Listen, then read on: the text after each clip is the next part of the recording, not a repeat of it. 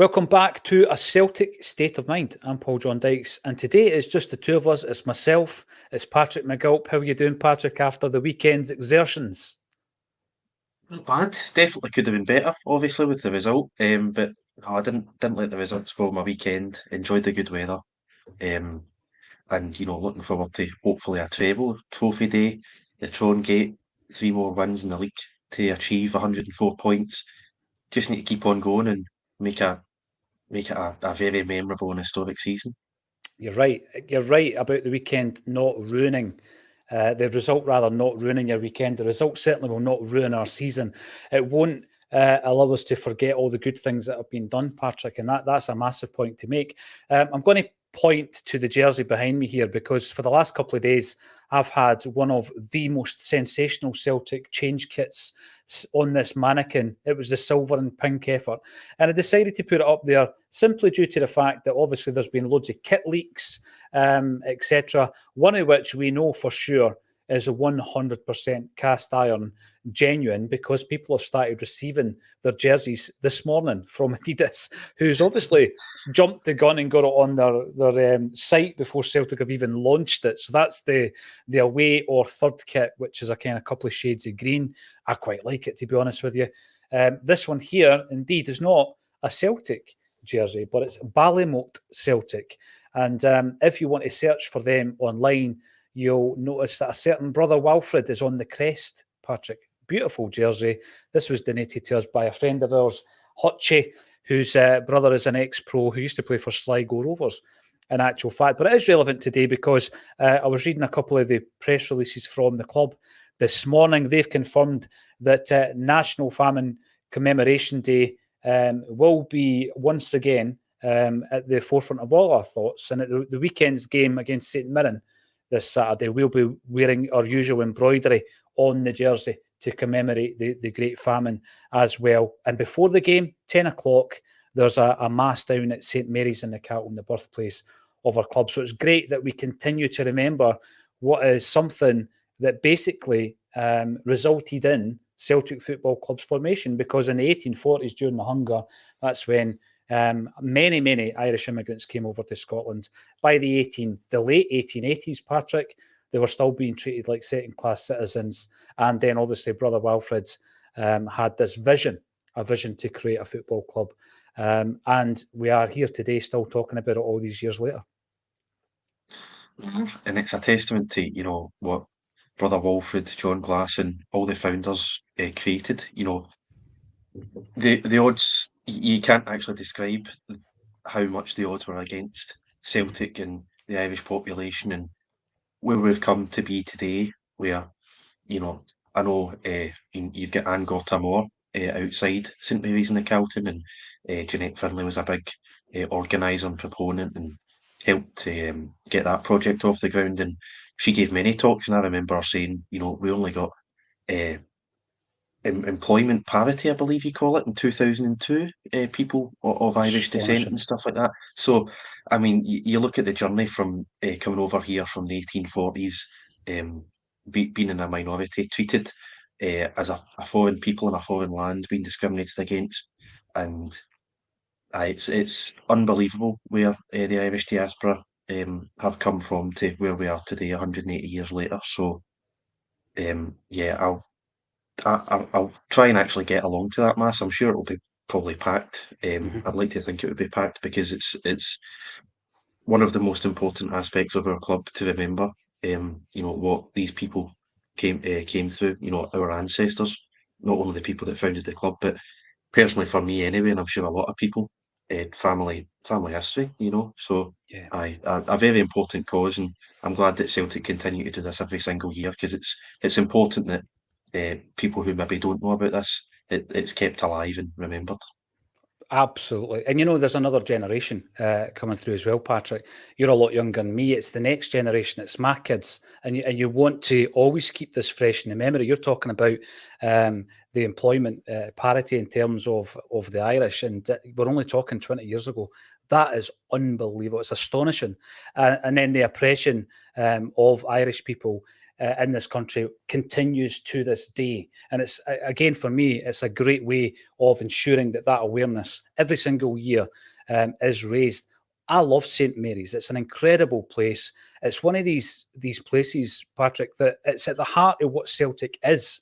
The birthplace of the football club. It was in a wee church hall, which is no longer there, actually. But if you go to the actual chapel, it's beautiful. And like you say, the Angotramore statue, which Jeanette and many others worked so hard to have erected, is in the garden. It's in the front garden of St Mary's. You walk in the doors, it's just a special, special place. On your feet, the mosaic, of course, is the logo from which Acsom derived our own crest, which is a beautiful mosaic. And then you go in and there's an amazing Peter Howson original painting of Brother Wilfred in the chapel, just up at the altar as well. It's a very, very special place. The hairs stand up on the back of your neck when you're in there. And of course, we've got a good relationship with St Mary's as well. And Jeanette Finlay came on a Celtic State of Mind when they were raising funds for the Angotramore statue. So if you've never heard that particular episode, get on the YouTube channel and search for Jeanette Finlay, because it's a great insight. Like Patrick says, you're always learning, and it's important to learn about the history of the club and our ancestors as well. So I thought we'd start off by saying that. But check that jersey out. What a cracker that is. Wouldn't fit me. A wee bit nippy. Wouldn't fit me, Patrick. But yeah, people are receiving their jerseys. Celtic obviously fell to just their second defeat in a league campaign this season, Patrick. We'll be talking about some of the aspects of that. Some people might be tuning in, sick hearing about it, but what you get on Acsom is you get a whole variation of different opinions and views. I could ask the same group of people the same questions and get something completely different all week. But one thing I found interesting was that they were going for 55, and they're going for 55 again this season, Patrick, because that's 53 games without conceding a goal in the league for Rangers. A sensational record. And, you see some of the footage. We were talking about it after the game. Lawrence was convinced it's a penalty. We wrote a blog. It's up on the Acsom.net blog site. I'm not so sure, to be honest with you. I've looked at some of the reactions of referees around that Goldson handball. I don't think it was. However, the one thing that frustrated me was the amount of fouls Cantwell got away with. 5 fouls. And McGregor kind of breathed on a Rangers player and got booked. And it's that kind of inconsistency that frustrates me. And it was evident again. By the way, we were rotten. Rangers deserved to win. But you can't overlook the poor refereeing at the weekend. Yeah, absolutely. Goldson, it's debatable because you've now got the rule where is it his supporting arm? Is he trying to keep himself up off the ground with that arm? He's sort of going down as it hits his arm, so it's hard to say. I would lean towards it not being a penalty, but you could easily see it given, especially if it was up the other end of the park. Your point about Cantwell, unbelievable. I remember when McGregor get booked, I absolutely lost my head because I thought, how has Cantwell got away with? It must have been about 8 fouls by the time McGregor, and maybe McGregor's was a booking. Off the top of my head, I can't remember what it was that he done, but Cantwell, unbelievable. I think he went right through Bernabe at one stage as well, or him and Bernabe had a few tussles, and I don't think either of them get booked during the game. So just a very inconsistent refereeing performance again.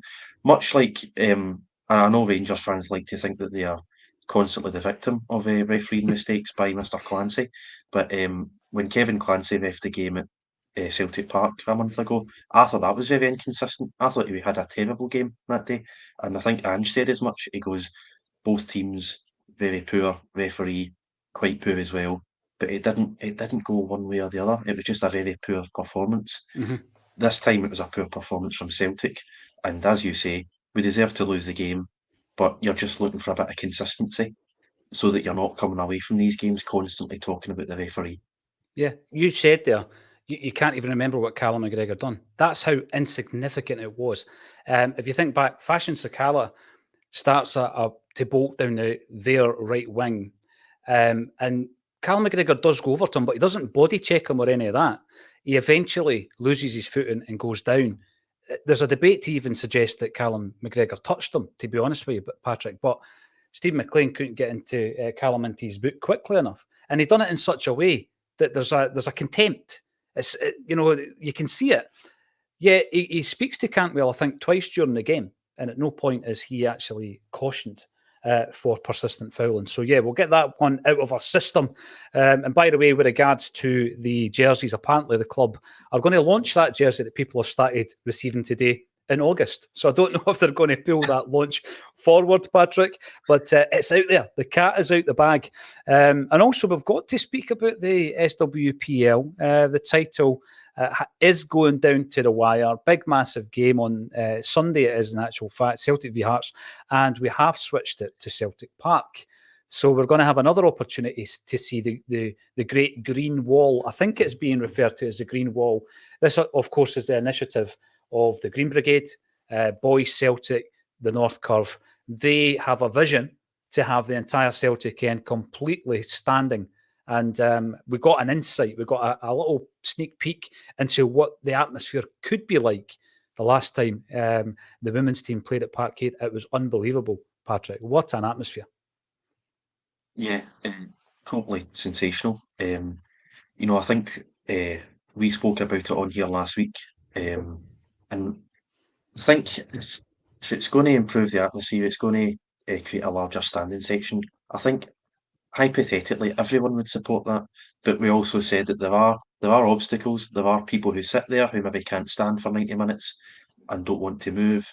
You've also got people who go into the Kerrydale suite, come out and sit in that section, and they would have to be relocated as well. So there's obviously challenges, but I think it was the Thursday night you seen the advert that they put on. I mean, that was sensational. It's like a German team in the Champions League or something. It's like the behind the goal at Bayern Munich, behind the goal at Borussia Dortmund, and Celtic are often compared to these teams for their atmosphere. So if we can take it up a level and match it in terms of what it looks like on the TV, I think it's a no-brainer. Obviously, it's the classic Celtic end. The other side of the ground where I actually sit and where the away fans are in the corner, that was the Rangers end, where they get that entire goal side back in the day. But I think it's a cracking idea, and I'd love to see it work. I'd love for the club to come to some sort of compromise with the people in that stand, because I think it would be an absolutely fantastic spectacle, and something that would, you know, all the players say that the fans backing is really, really important, and I don't doubt that that's true. So it would hopefully spur the team on in these tougher games in Europe. Coming to the Women's League, I think I'm right in saying Glasgow City were almost held to a draw a couple of days ago, and that would have put us in a lot better position for the league. As it stands, I think they need to drop points on the Sunday. Um, so it's still coming down to the wire. They're playing a team that is capable of beating them in Rangers, which is a very interesting dynamic. And hopefully, I believe it's free to all season ticket holders, the game on Sunday. There So is a we small set a booking record fee. crowd. Oh, is there? All right. A small price to pay. We set a Exactly. record crowd. I think it was 9,557 or something, I think it was. That is tongue in So, cheek. That is tongue in cheek. so Yes, it's I free. think, It's free for season tickets. um, so I think, everyone's seen the atmosphere that was created. It's arguably a bigger game, so I think it will encourage more people to get along. I would encourage everyone to get along, set another record crowd only 10 days later, and hopefully we'll be crowned champions of the Women's Premier League. It really is incredible to see how the game has progressed, Patrick. I'm only winding someone up who watches Acsom, all tongue in cheek, no harm intended. But with regards to the attendance records, you look at the very first game, we spoke about it last week, the very first game that the Celtic ladies, as they were being referred to back then in the Celtic View, it was played up at Barrowfield in front of around 200 fans. And then you see how that has progressed just in terms of a spectacle, the focus that's been put on it, the profile of the game. And like you say, there is a real possibility that over 10,000 fans would be at Celtic Park to watch them. And like you say, we are hoping for, not a miracle, but we are hoping for results to go our way. We want Rangers and Glasgow City to draw. We beat Hearts, and Fran Alonso's team are the champs. So I hope that is something, a sign of things to come, that the games are being given to season ticket holders, because I think that is the way to drum up the interest You could take your kids to these games, and it might be in a kind of environment where you're introducing them into going to a live football game for the first time, and then it's almost a gateway into getting them to go to the first team games. Now, Joe Hamilton is in on the YouTube. Afternoon, troops in the hoops, and Paddy Lavery, as always, afternoon to you as well. We'll also have Yossarian. Bruce Lee said that showing off is the fool's idea of glory. Brag away on your solitary derby victory this season, Rangers. Hail, hail Celtic. We'll be talking about that. It's been called, over the years, it's been called the Espanyolification of Rangers, Patrick. And when you look at it, I mean, some of the stuff, it's after the game, Acsom on social media, some of the contributors, myself included, Rangers fans think, I can't wait to get on social media so I can get it right up them. And they come for you and you think, just celebrate your 3 points, celebrate your victory, like it bothers us that much, I don't think the game's meaningless. I absolutely don't. We've spent most of this week talking about it, Patrick. But I mean, the reaction or the overreaction on the other side of the city has been verging on embarrassing, I would suggest. Yeah, it's a bit over the top, isn't it? I mean, you've got some sort of you've got some sense in some of them, saying we still need a rebuild, but that felt quite good, and I've got no doubt that's the reality of the situation. It probably did feel quite good, but they're still a fair way behind us. Some people, tweeting out that they're watching glory unfolding and all this. I mean, it's like beyond ridiculous. It's like a homeless guy laughing at the blinds in your living room. I don't understand this sort of they decide to delude themselves when the gap is there for all to see.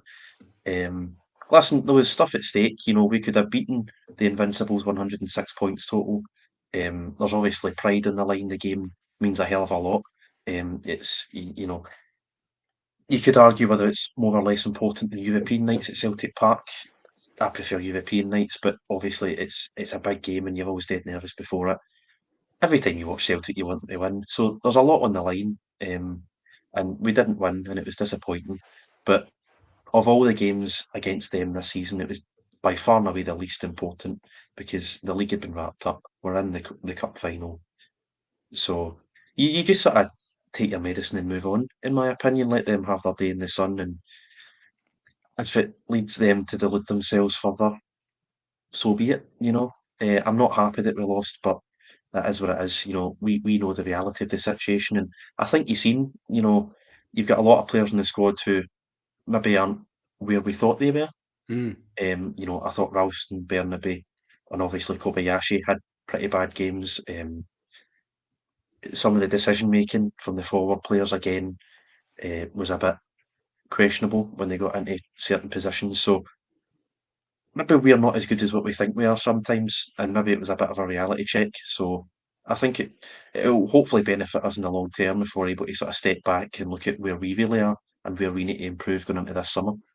That's interesting, the 3 players you mentioned there. And it's not a situation that we think, right, let's start giving certain players a hard time.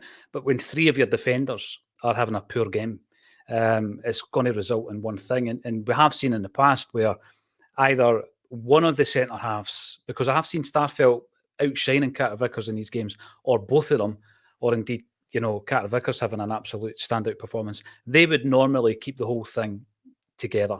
But what you saw there was Bernabe and Ralston on the flanks, really ineffective when you consider what Johnston and Taylor have given us all season, or since Johnston came in anyway. Kobayashi, a player who, it was mentioned yesterday that against Hearts, he probably didn't look as solid as we would have liked. And you're thinking, well, that's the kind of game at Tynecastle that is going to be a great learning curve for a player like Kobayashi.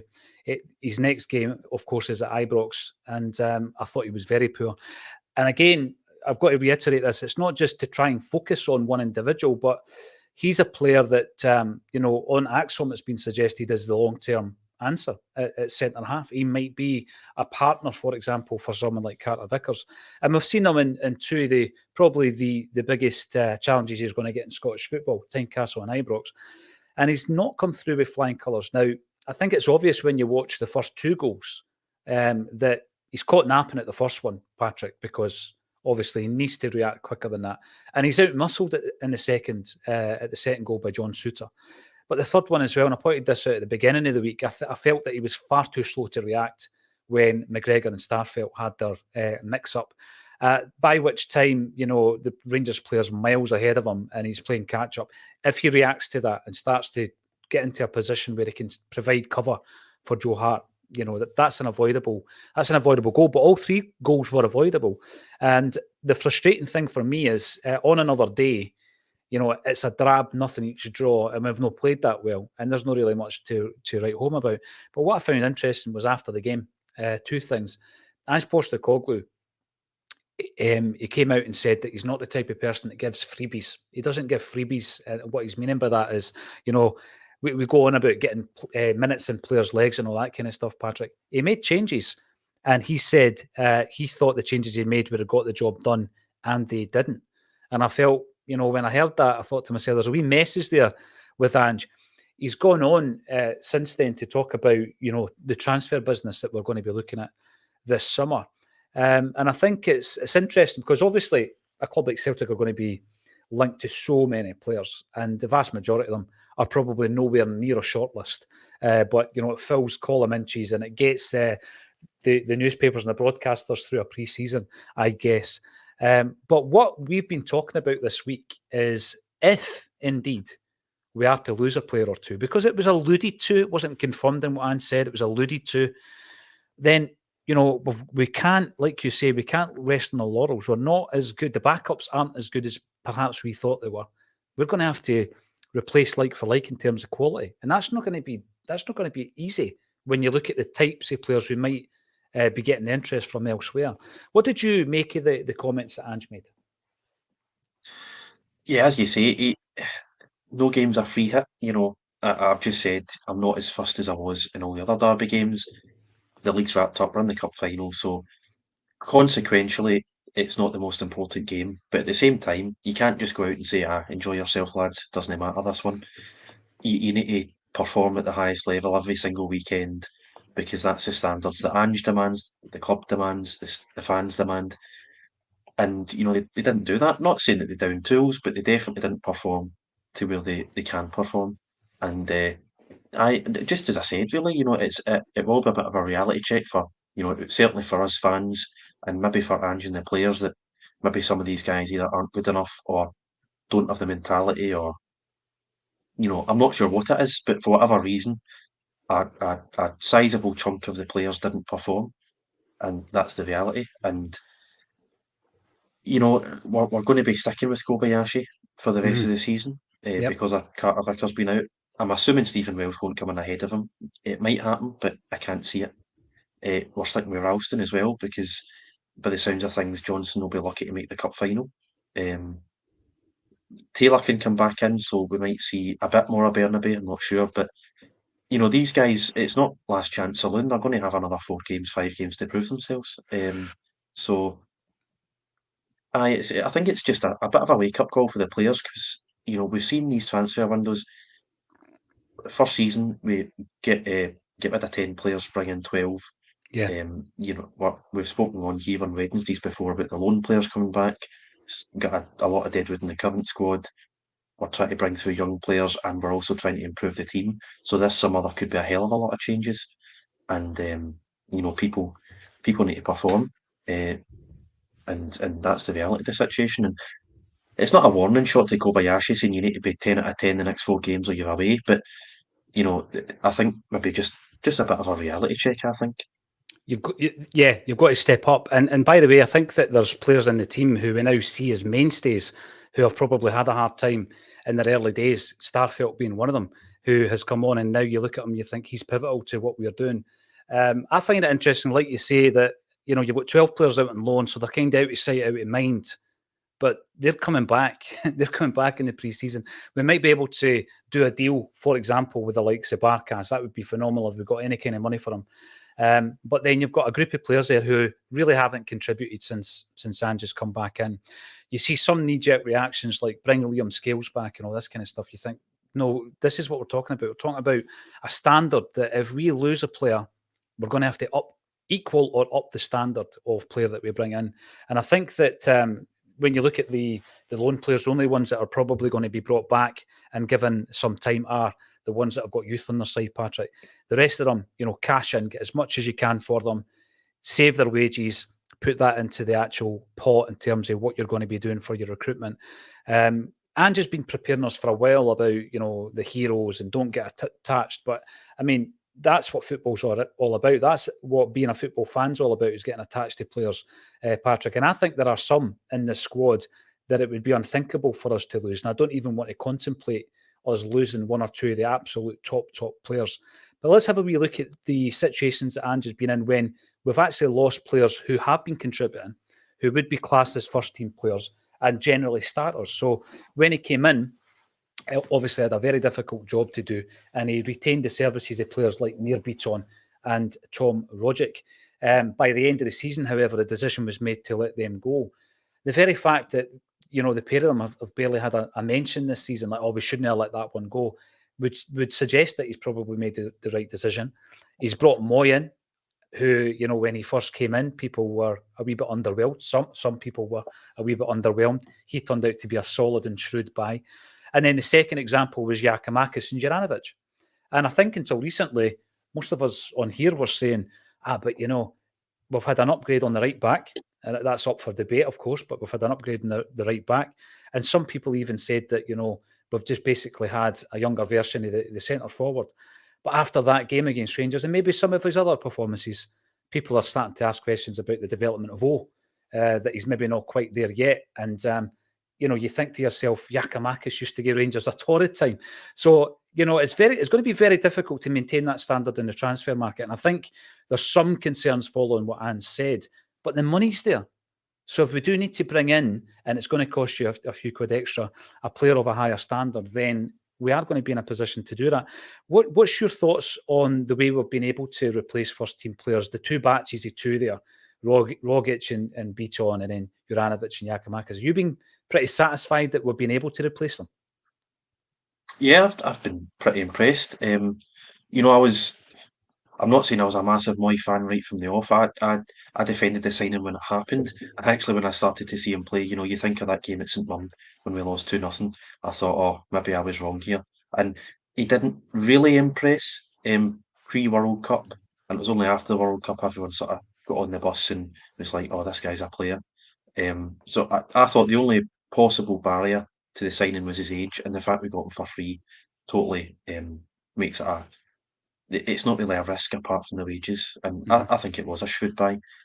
As you say, Rogic and Beaton, we've had no complaints this season. I mean, we all miss Rogic because he scored so many important goals. The goal at Hampden for the invincible treble, he was arguably the most entertaining player to watch because just the way he controlled the ball, the things he could do with the football, it was unbelievable. And he's just one of those guys that you're going to miss forever, but they do have to move on. I think he was 29 or 30 when he moved on. Yeah. So not the worst time to let him go. As you say, he's done a Samaras. He's went to West Brom and barely made an impact. So it's hard to complain about the business that was done. I personally think Johnston is an upgrade on Juranovic. Obviously you lose a penalty taker and a free kick taker. But we're not the best at penalties anyway. Juranovic missed his at the Bernabeu. I think the jury's still out. I don't think there's much between Giakoumakis and him at the moment. I always thought Giakoumakis was second fiddle to Kyogo. I never thought he was better than Kyogo. I know he was quite incredible scoring with his first touches. He could hold the ball up well. He's got the height and the strength that Kyogo doesn't have, but I just think Kyogo's a quality player. And just got a bit unlucky in Europe this season, which maybe the perception that he was better wasn't there, in my opinion. So jury's still out to know. I think he's up and down, and he's only 21, 22, so that can happen. I thought he's had some really good games and some really poor games as well. So recruitment on the whole has been very good. I mean, you look at some signings. Urigide technically came in when Andrew's the manager. I don't think he's an Ange signing. That's one that we can try and move on. Ideguchi, through injury, through not being fit, again, hasn't worked out. And you've also got a fantastic midfield three and you've got so much competition for places in there that it's hard for him to get game time. So no, I think recruitment has largely been good on the whole. And as you say, I think we've got something like 30 million in the bank. We're going to have season ticket money, Adidas money, Champions League money. We're going to have plenty of money to try and recruit. And if you need to go from, say, a market in Japan of 1 to 2 million to maybe a European market where you need to pay 5 or 6, we can now do that for up to 3 or 4 players. And hopefully the club aren't afraid to spend that extra money, because with Ange and with football, you're either getting better or you're getting worse, and we can't stand still. So we need to back Ange and continue to try and improve, because I think next season, if we beat Inverness, the focus will be in Europe, Yeah. undoubtedly, and Mm-hmm. that's where I want our focus to be. And to progress in Europe, you need to have a strong squad. You need to have a strong 14, 15 players that you can have confidence in, and that's where I hope we'll be come September. I thought we were there. I think that's been one of the biggest eye openers after the weekend. Is we kept looking at that bench, Patrick, and you were like, wow, we've got a great, really strong bench. Aksabanovic on there, Abada, real options on the bench, and then there's 4 changes really, 2 forced and 2 were made by Ange, which is his right. Of course, it is. He's the gaffer, and I'm not going to argue with him.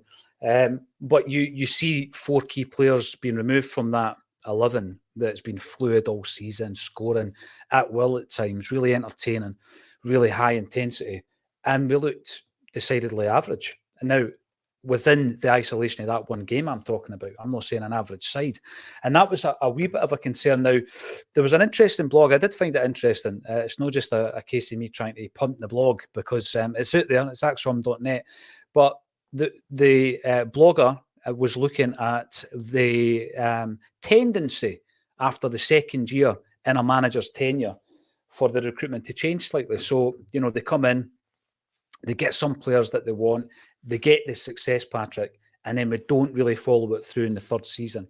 And because it was 20 years since Seville, 20 years since the last time we reached a European final, our third European final, UEFA Cup 2003, we had a wee look at Martin O'Neill. So, as you know, you remember O'Neill coming in a bit of a blaze of glory, Chris Sutton, Alan Thompson, Neil Lennon, Yusuf Valharan, second season, John Hartson, Bobo Baldi. That was the kindest, recruitment that we were involved in the first couple of the seasons, right? And of course, it bore fruit. Now, they guys aren't just 2-season players. They're still there for season 3, 4, and so forth. But in terms of then strengthening the side even further, you look at the level of player we were bringing in, and it was guys like Magnus Hedman, Ulrik Larsson, Michael Gray on loan, Stephen Pearson. And that was your season 3 and 4 signing. So you can see a real drop in quality.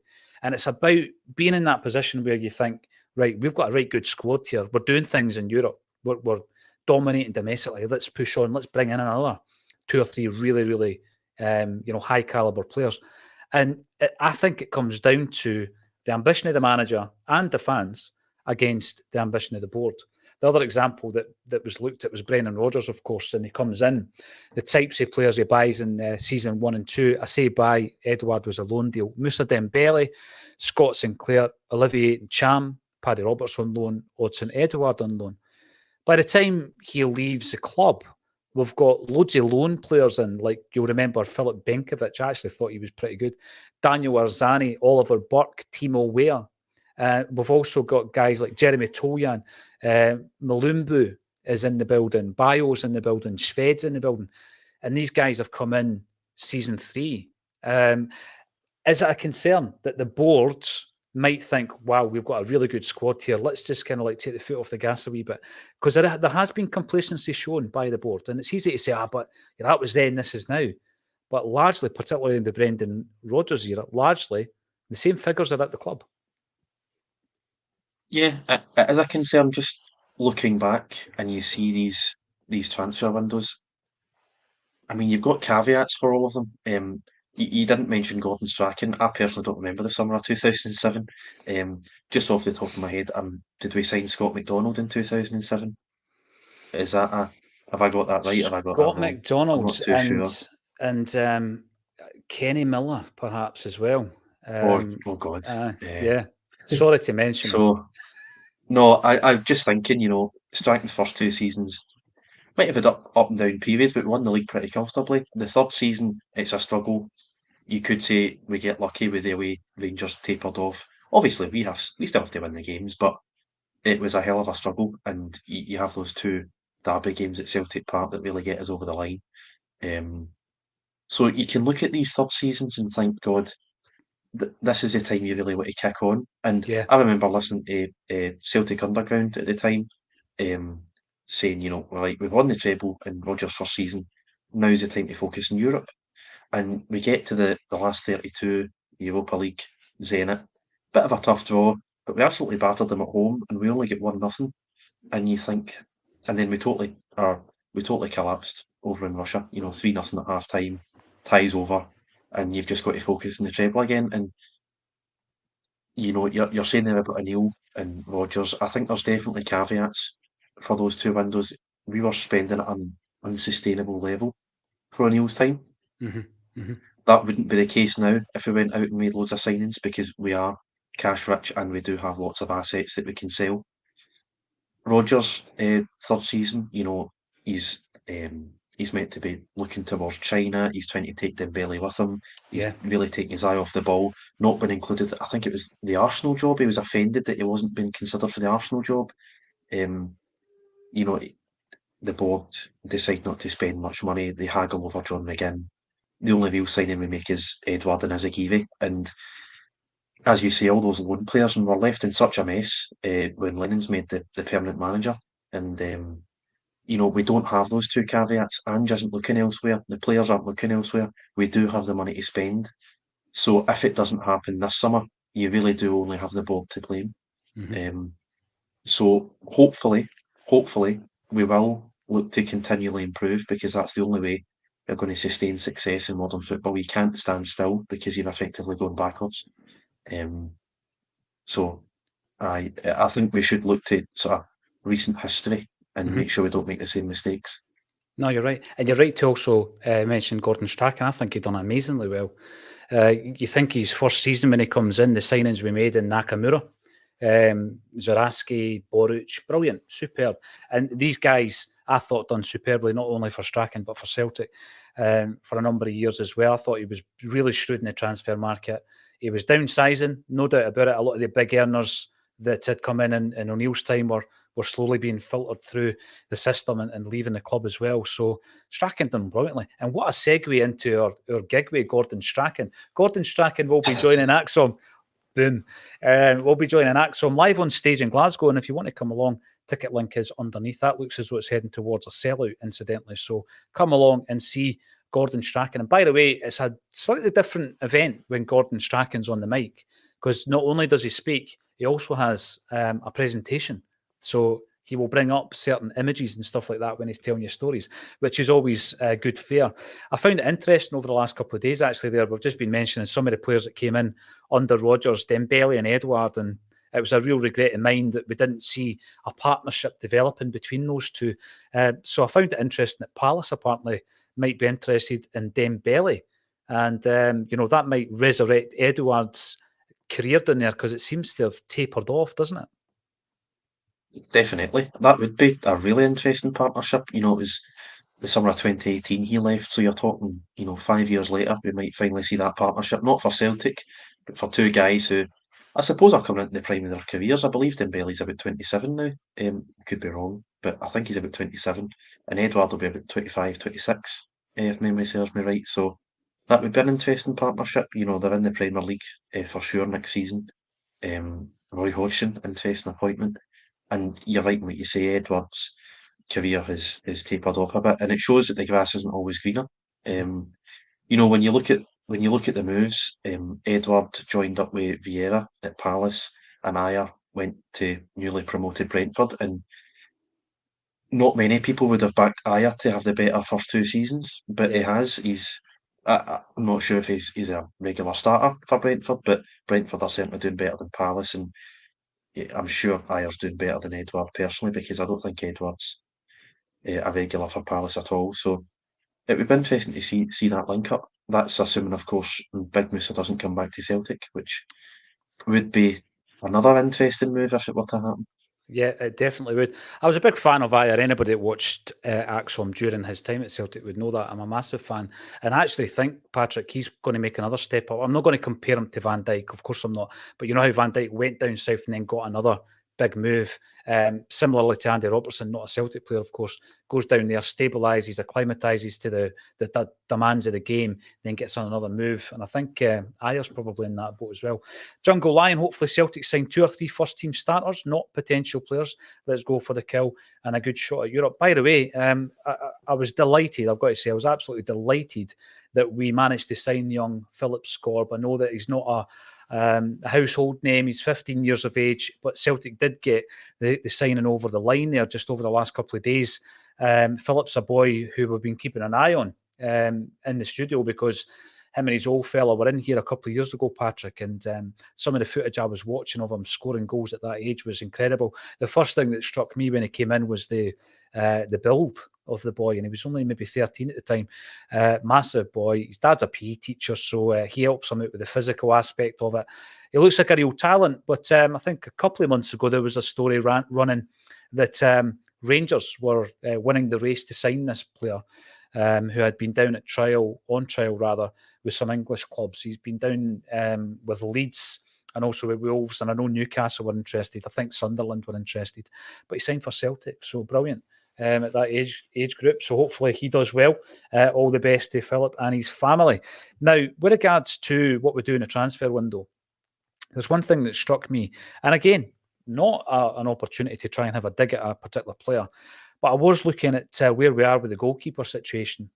Not because I don't think Joe Hart's good enough, but we've got 6 goalies on the books. I find that astonishing. We've got 6 goalkeepers on the books. And albeit Toby Oluwayemi has not played for the first team yet, he has been on the bench. And he is well regarded. He's out on loan at the moment with Cork City. I double checked that. I'm not sure if the stats are correct, but apparently he's only made 2 appearances since going there. He's only 20. We've got Barkas, who somehow we might be able to recoup some cash for from Utrecht. Benji Siegrist, interesting one, 31 years of age, only made 2 appearances this season. And Scott Bain, we see him regularly on the bench, but he's never made an appearance. He's also 31. Connor Hazard's out of contract at the end of the month, in actual fact, which leaves us with Joe Hart as well. What do you do with that? What do you do with that lot? I mean, I'm always loathed to move on a player like Toby because he's got youth on his side. Patrick, we've not really tested him at first team level. But for me, beyond Joe Hart, you know, the rest of them, I'm happy to see the whole lot of them go. I mean, Siegrist has only played 2 games this season. Hart's played every other single game. And I think whoever you bring in, you bring him in to challenge for that number 1 jersey. And then you've got a young guy in Toby who might be in number 3. I just, you know, people say to me all the time, but Scott Bain's there for the fact that he's a class as a homegrown player. I get that, but, you know, if Joe Hart going into a big game is injured, are you confident with Scott Bain going into a Champions League game next season? I'm not so sure. No, I wouldn't be either. It sounds terrible, but I've wanted rid of Scott Bain for years. You know, he's always been second best to whoever the first choice goalie was. You know, whether it be Fraser Foster, Craig Gordon, maybe not Barkas. I mean, we really did struggle in the lockdown season with goalies because we were left with Barkas, who we spent all this money on, and he really wasn't impressive at all. You turn to Connor Hazard by December, and I remember him starting really well. I thought he made a couple of good saves in a couple of games. He saves a penalty in the Scottish Cup final in December, but I think he's at fault for 2 of the 3 goals that Hearts score. You know, he comes out to collect it and totally misses the ball, I think twice at corners. So very poor for me. So happy to get rid of him as well. Barkas, as you say, we're hoping to try and recoup money for him. If there's a way of just getting him out the door at all, you know, I would take that. But if we can get money, even better. Mm-hmm. Oluwayemi, you know, he's been tipped as one for the future. I remember a clip circulating a few months ago of him conceding a really poor goal for, is it Cork you said he played for? Yeah, Um, yep. it's a swerving shot, but it's not, you know, Nakamura against Rangers. It does look quite poor. It looks as if it goes right through him. So it's just one moment, you know, keepers have these moments. He's only 20, so quite happy to keep him in and around the place. And then obviously Clark with his heroics. I think he saved 3 penalties against Rangers in that Glasgow Cup final last week. So definitely want to keep around. But no, Seacrest is a really funny one because he always had really good games against both us and Rangers. And when we signed him, we thought, God, this guy's going to compete with Joe Hart. There's questions about who's better with the ball at their feet, probably not a lot in it, but I really did expect to see a lot more of Seacrest. With Joe Hart getting older, I think there's certainly moments with Joe Hart where you thought he could have done a lot better. So I'm surprised we've not seen Seacrest, and I've been interested to know whether, it's just we need the leadership of Hart in that 11, or Seacrest hasn't impressed in training, or, whatever it is. But that's another one where you think, right, where does this go now? Because I think we definitely need to sign a goalkeeper. Yeah. So yeah, it's. I think I've been going on about it all season. Actually, I think goalkeeper would be my number one priority. I know we're talking about, with relation to the game, the depth of the squad, and maybe some players aren't as good or as impactful as what we'd like. I thought Haksabanovic was poor at the weekend. I think Abada has a tendency to not go missing, but sometimes he's really ineffectual in big games. I think, if he's not popping up with a goal, he's actually not doing much at all. John and I have discussed about Moy in recent weeks, how he's a bit old. He's probably not the man for Europe. We're maybe not as good as what we think we are, and I think that's why we need to constantly keep improving and constantly can't get sentimental with guys. We need to constantly try and sign a better player. And you think, can we really make an upgrade on O'Reilly? Can we really make an upgrade on Abada? And you've just got to try. You've just got to try and get better players all the time, and hopefully that's what we do successfully this window. Yeah, I think that's interesting. You mentioned the point that John made, because he was making it pre-Derby, and he was talking about the quality and the depth. So it's interesting that he said that prior to the game, and a lot of us are now kind of seeing the point a lot clearer after the game. But yeah, I think we're in a situation where we could actually get rid of a whole tranche of players. There could be 8 or 9 players, maybe more, leaving the club this summer, and none of them are contributing to the first team. And then you've got guys like James McCarthy and Stephen Welsh, Scott Bain, Seacrest, who are in and around the first team squads. But again, they're not playing games, so you move them on. And if you are able to replace that amount of bodies with 4 or 5 of real quality, Patrick, that's where you start thinking, right, this is progress. And I hope we can. I really do. Jungle Lion, I'm going to bring you in because you were quick off the mark. Hopefully Celtic City. I've already said that. Did I? 2 or 3 first team? Yes, I did. And we agreed with you as well. So keep bringing in the comments. We've got plenty of time to bring a few more of them up. With regards to ex-Celts, we were talking about Martin O'Neill there.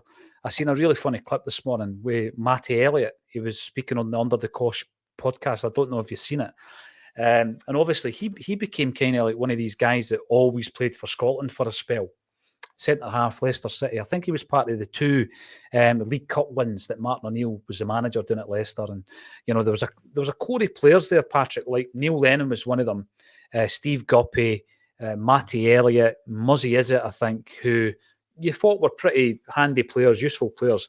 But, given the option, I certainly wouldn't have been signing Matty Elliott at Celtic. But he spoke about the fact that Martin O'Neill did try and sign him. Did you see the clip?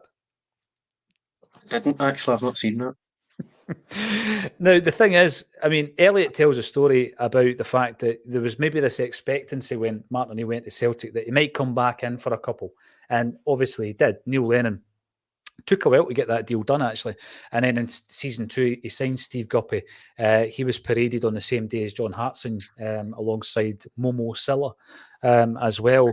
But the one player... Again, we were linked to Muzzy Izzet, I remember, but another player was Matt Elliott. He says that, he tried to get his agent to really ramp it up in terms of the wages and all that. So I'm not going to ruin the punchline. If you've not seen it, go and have a wee watch of it. You'll find it on Twitter, and those in the comments section, go out and enjoy it as well. Agree about Abada, says John Kerr. Welcome to the show, John. The one thing that frustrated me, when he does ghost up and score a goal, great, superb. You don't really mind so much that he's kind of AWOL for the rest of the game. But he had a fantastic chance on, from 12 yards, 13 minutes, 15 minutes in. O had a great chance, and O'Reilly, for me, had actually 2 chances the second one, the better of the two, which he created himself, and the goalie done pretty well. But there was 4 clear-cut chances I felt for Celtic, and it was quite unusual to see us lacking that clinical edge that we've had all season, Patrick. Yeah, I totally agree. I think the first of Riley chances, he should definitely shoot. I mean, he's in the 6 yard box. It's a narrow angle, but you're forcing the goalkeeper to make a save. It can take a rebound, and you never know. O can tap it in, Abada can tap it in. Abada's chance, it's a funny one because he does have a few bodies in front of him, but it's a tame shot. It's along the ground. It's straightforward. You're just a bit underwhelmed. O'Reilly, does really well to create his second chance, and it is a good save. I think the shot can be better, but it is a good save. So it is unusual. It is unlike Celtic. You think back to the European games where we did create a hell of a lot of chances and we just weren't clinical enough. Yeah.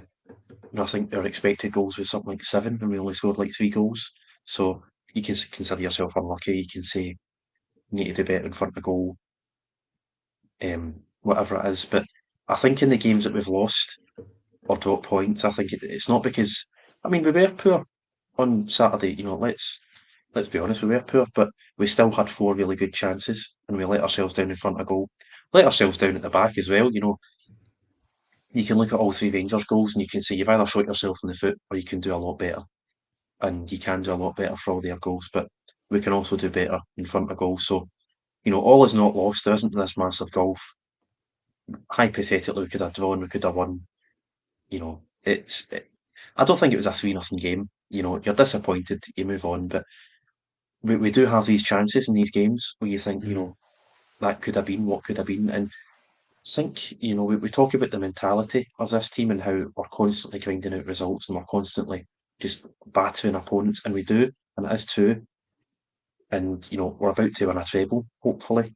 But when you look at the Mark O'Neill team, and when you look at even Gordon Strachan's team, you need to take these chances in Europe and in the big games. And I don't think we've done that this season necessarily. We've done it against Rangers. We didn't do it at the weekend. We didn't do it in Europe either, really. So I'm not sure how you work on that. If I'm being honest, I'm not sure if that's something you can perfect. Scoring in the big moments, but it's certainly something that we'll need to work on for Europe next season. Yeah, I mean, yeah, you've opened a wee scab there. I think you've been picking a wee Real Madrid scab, because I think there was a moment for Abada that night in the first half, and it was like rabbit in the headlights. McGregor hits a post, which was unlucky. You can't really, I mean, he done really well, actually. It was a great shot. And then Maeda in the second half. So you're right. These are the moments where we were, after the game, thinking, what if? What if? And that was a proper 3-0 game.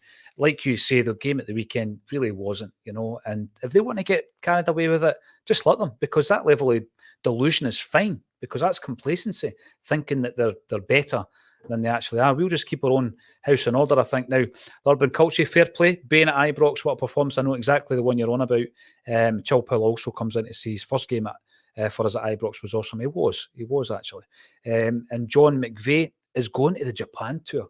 Can't he wait? Wouldn't surprise me if Declan McConville starts popping up on the socials, pictures of him over there. Patrick, would you put it past him? Declan, he'll be there. Absolutely not. No, he would follow Celtic everywhere if it was a financial possibility. So, it remains to be seen if he'll make it over there in 2-3 months' time, but I'm sure he'd love to be there. Wouldn't we all? I know. I bet he's written that email to his editor where he now works, trying to justify the cost of getting him over to Japan. Obviously, we do have 3 league games. It's going to be great for Celtic to finally celebrate the title at home against St Mirren. We're going to have half a dozen Acsomers, I think you call them, dotted around the stadium. So if you do see anybody in our very distinctive yellow shamrock tracksuit tops, go and say hello to them, because they might want to give you a wee flyer or something along those lines. So yes, we will be at the game in numbers. What do we do for the 3 games? Because I'm the overview that wee bit between Rangers and Inverness, I was thinking up until Saturday, Patrick, that's where we get a few of these guys' games. This is where we find out, is there a wild card for the cup final? Somebody comes in and plays brilliantly in those 3 games. That's epic. It didn't happen. We made the changes against Rangers. Now I'm thinking differently. Now I'm thinking, no, wait a minute. We need to get that out of our system and play the best team that we've got for the next 4 games, including the cup final.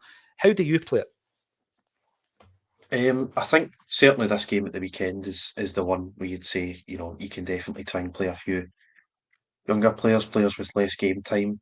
Um, Guys like Seacrest, persevering with guys like Bernabe, Kobayashi has to play, obviously. Um, just guys that maybe need a bit more game time, guys like Haksabanovic, maybe as well. Um, if you're trying to punt a player, maybe get them in the short window, give them 3 starts or whatever. It's a difficult one because this game you'd maybe say on paper is the easiest. Hibs away, it struggled at times this season, but not an easy game. And then Aberdeen, last game of the season, Trophy Day.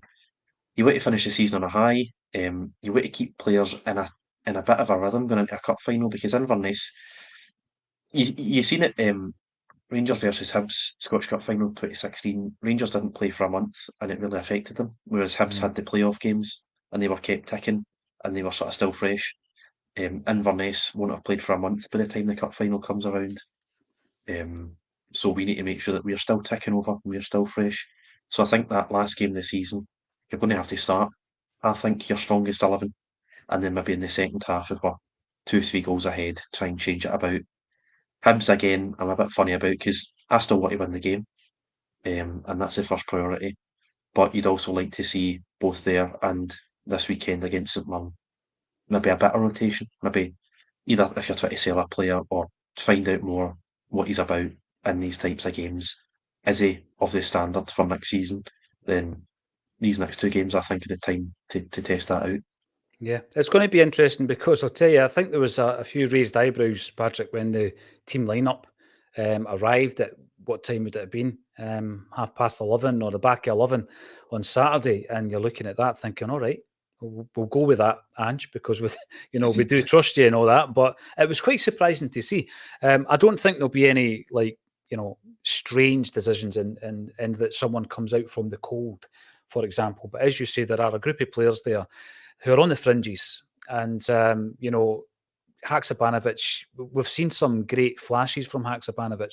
We've not, since he got injured, I think in November, seen a run of games in which he's been able to really express himself. Now, another thing I was going to say, at the top of the show, we were talking about transfers, and between now and the first ball that's kicked next season, there are going to be literally dozens of players linked to a move to Celtic, the vast majority of which will be nothing more than speculation. Ange laughed. I think the question was posted by the BBC. I think, did he name a couple of players and laughed? He just laughed at it. So you never really know until the player's in the door. But one of the guys, I found it quite interesting, one of the guys we were linked to, and the only reason we did this was we do have Kevin McCluskey over in Hungary. He's got a great knowledge of the Hungarian game. And a player who has been linked is Eduve Ekoba. So what we did is we got Kevin to basically scout him. He's got a blog up on the Acsom.net. And what I would say is it's a big no from Kev. Kev doesn't see where the attraction is whatsoever. It's interesting where if you were relying on some of the reports that you read, you would think, oh, this guy looks like a prospect. You might be able to look at his show reels, but everybody looks like a prospect on their show reels. Kevin knows the game, as I say, inside out. He doesn't think that he would fit Angie's system in any way, shape, or form. He certainly doesn't think that he's an upgrade or as good quality as we already have. And he's likened it to one of the old project signings, Patrick. So it's an interesting take from Kevin because he does have that insight. I sometimes, and probably since the advent of online services, I don't get too excited about gossip and speculation because the vast majority of it comes to nothing. I don't ignore it. We do talk about it on Acsom, but very rarely do I see a player and think, "Oh wow, I wish we would sign him." I think I was keen on Carter Vickers. That rumour was rumbling on for a while before we eventually got him in the door on loan. But until the player's announced, I really can't invest much time in it. To be honest with you, how do you treat this period between now and next season? All the speculation. Yeah, you have these rumours that sort of come out of nowhere, and there must be something in it. I mean, we must be at least scouting a player for the papers to get a hold of it. I don't think they're throwing a dart at a dartboard and saying, "Oh, we'll talk about him and link him to Celtic."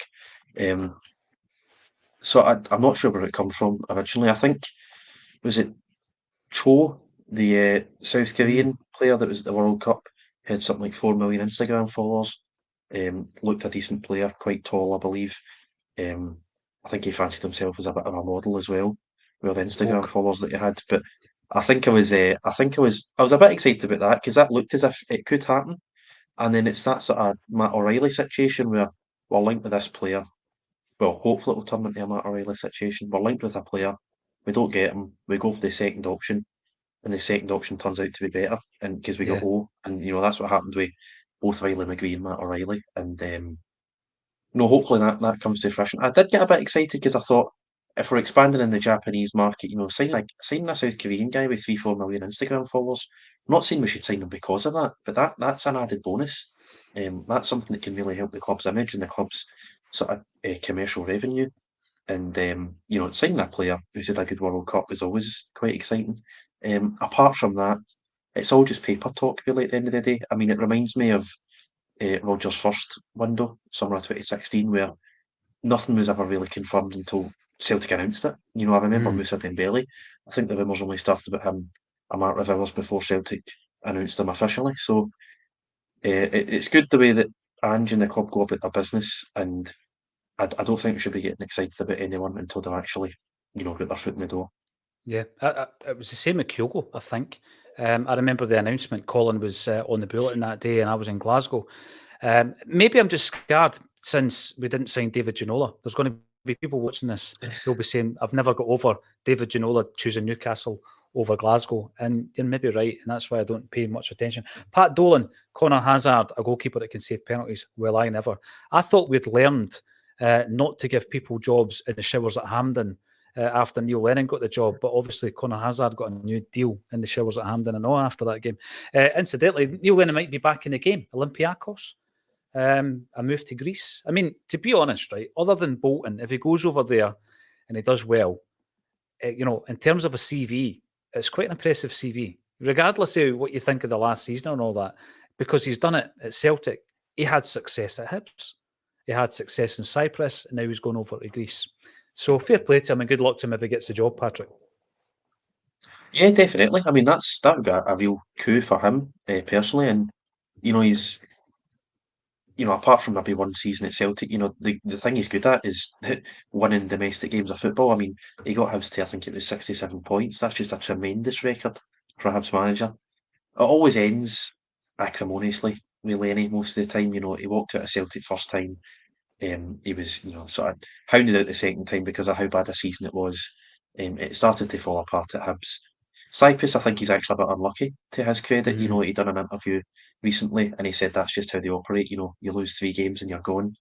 Had a tremendous European campaign though. I'm not sure how many points he picked up, but I think he was 1 minute away from a draw at Old Trafford, and I Yeah. think they were competitive against United in Cyprus. So he's a half decent manager, unlucky in his last job, and I think both him and Olympiacos would do well out of that move if it were to happen. Yeah, all the best to Lenny. And yeah, do we have? Yeah, we do. Corvo Atano. Sorry, we stole Ginola. No worries, mate. No worries at all. And you can have Eddie Howe as well. We're not bitter about that. All the best. All the best. Got a wee soft spot for Newcastle. Thanks everybody for getting involved. Absolutely brilliant here on a Wednesday. Slightly different lineup with Patrick and myself. I think John will be back maybe next week. I'll need to check his diary. Kevin, in actual fact, might be switching to a Monday. So watch this space. We're shuffling the pack. It's just the rotation. That's what it is, Patrick. It's an absolute pleasure to join Patrick McGill on the show today. If you've enjoyed it, please give us a big thumbs up. If you want to come and see us live, we're going to be on the road in Glasgow with Jackie Mack at the end of this month, and then Gordon Strachan at the end of next month. Links are underneath the video. Join us again tomorrow at 12:30 on A Celtic State of Mind.